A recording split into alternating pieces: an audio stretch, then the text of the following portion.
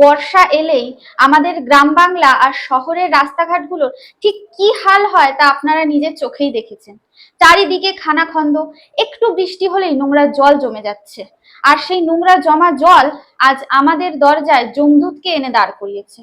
Dengue আর malaria, ঘরে ঘরে শিশুরা জ্বরে কাঁপছে, মায়েরা কাঁদছেন। অতীতে আমরা দেখেছি ঢোল পিটিয়ে পথশ্রী প্রকল্পের মতো বড় বড় নাম দিয়ে টাকা বরাদ্দ হয়েছিল, কিন্তু বাস্তবে কি হলো? সেই টাকা সাধারণ মানুষের রাস্তার কাজে লাগেনি, লেগেছে কিছু দুর্নীতিবাজ নেতা, মন্ত্রী আর ঠিকাদারদের পকেট ভরতে। পিচ রাস্তার বদলে আমরা পেয়েছি শুধু ভাঙা পাথর আর জমা জল।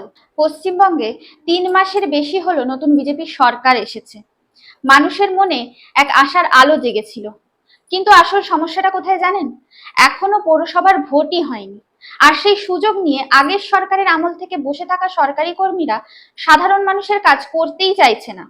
পৌরসভা এবং পঞ্চায়েত স্তরে এক অদ্ভুত অসহযোগিতার পরিবেশ তৈরি করে রাখা হয়েছে। রাজনীতির এই আকচাকচির জাতাকলে পিষে মরছে সাধারণ মানুষেরা। কিন্তু সরকার বদলালেও মানুষের ভোগান্তি তো আর কমেনি। বর্ষার এই মরশুমে যখন চারিদিকে রোগের উৎপাত বাড়ছে, তখন তো আর হাত গুটিয়ে বসে থাকার সময় নেই।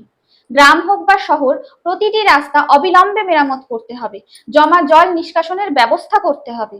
এটা কোনো দয়ার দান নয়, এটা করদাতা নাগরিক হিসেবে আমাদের মৌলিক অধিকার। আসুন, দলমত নির্বিশেষে আমরা আমাদের দাবি তুলি। আমাদের সুস্থভাবে বাঁচার অধিকার দিতে হবে।